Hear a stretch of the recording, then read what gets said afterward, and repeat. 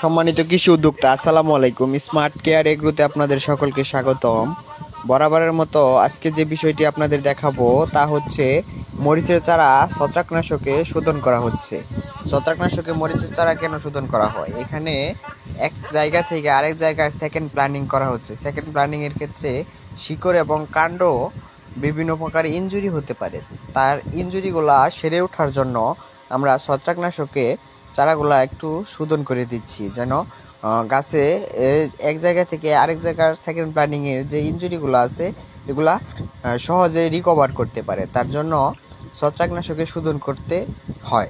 আপনারা যারা এই মুহূর্তে সবজির বিভিন্ন ধরনের চারা লাগাবেন তারা অবশ্যই চারা রোপণের আগে ছত্রাকনাশকে যে কোনো সবজির চারা শোধন করে নেবেন। শোধন করে নিলে 100% রেজাল্ট পাবেন এবং গাছ ঝিমিয়ে পড়া রোগ থেকে গাছ রক্ষা পাবে সবসময়। ইনশাআল্লাহ পরবর্তী ভিডিওর জন্য